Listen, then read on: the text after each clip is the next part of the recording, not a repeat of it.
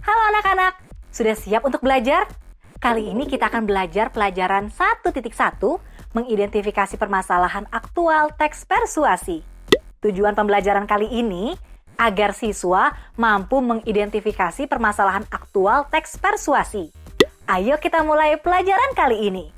Kata persuasi memiliki arti mengajak seseorang dengan cara memberikan alasan yang baik untuk meyakinkan. Teks persuasi adalah teks yang mempunyai tujuan untuk mengajak seseorang atau orang banyak dengan cara memberikan alasan yang baik untuk meyakinkan. Di bidang apa saja teks persuasi dapat digunakan? Teks persuasi dapat digunakan pada pemasaran produk, pemberitaan sebuah acara, dan iklan layanan masyarakat. Sekarang kita pelajari ya ciri umum teks persuasi. Yang pertama adalah bertujuan selalu mengajak orang untuk membeli, melakukan sesuatu, atau mengambil tindakan. Yang kedua, ajakan disertai oleh fakta yang mendukung. Fakta yang mendukung sudah terbukti kebenarannya. Fakta tentu saja disertai dengan alasan-alasan. Yang ketiga, kata yang digunakan dalam teks persuasi adalah kata ajakan. Contohnya, lakukanlah, marilah, ayo segera, dan lain-lain. Analisa sebuah teks persuasi. Yang pertama ada tujuan teks, fakta pendukung, dan kata ajakan. Sekarang mari simak teks persuasi berikut ini. Artikel layanan masyarakat yang berjudul Mari Hindari Asap Rokok. Asap rokok sangat sering dijumpai saat ini.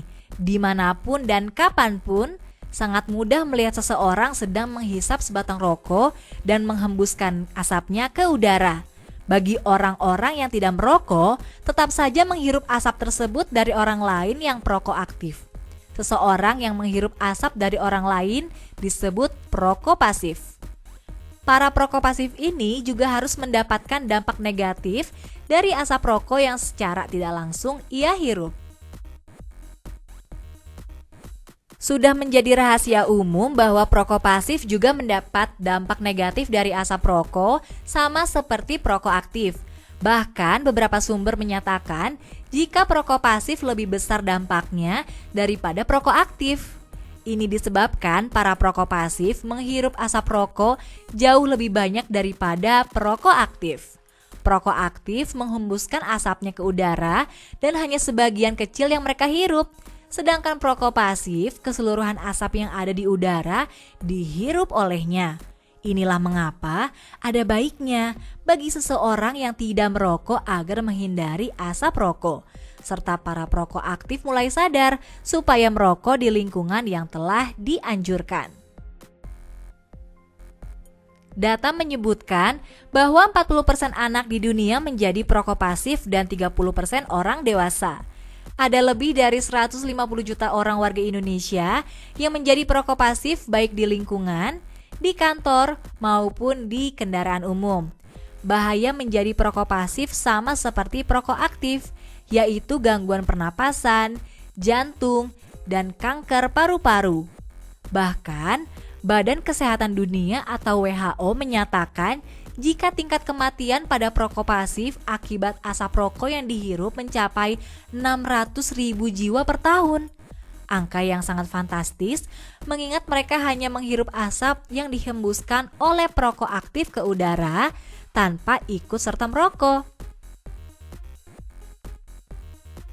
Setelah membaca betapa berbahayanya asap rokok, bagi kalian yang perokok pasif mulainya sadar untuk menjauhi asap rokok jika sedang berada di sekitar perokok. Perokok pasif memiliki hak untuk terbebas dari asap rokok.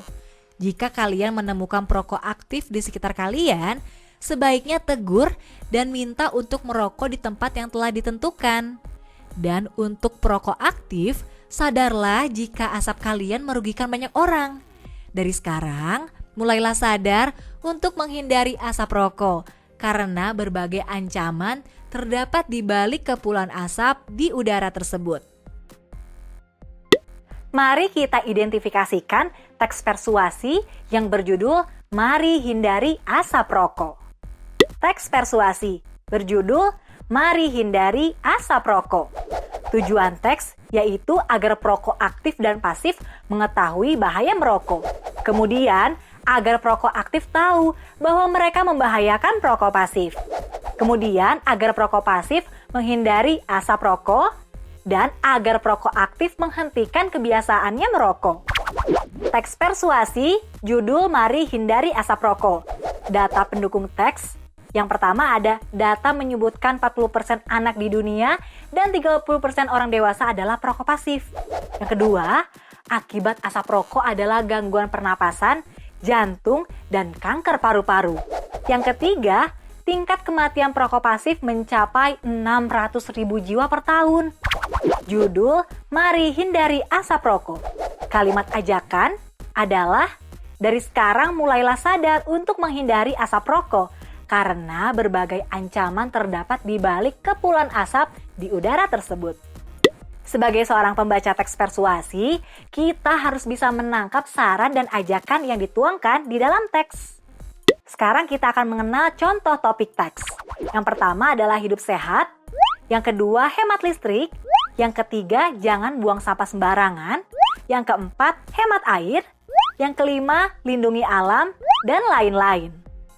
Pelajaran 1.1 mengidentifikasi permasalahan aktual teks sudah selesai kita pelajari. Sekarang mari kerjakan latihan yang terdapat dalam buku kegiatanmu. Semangat!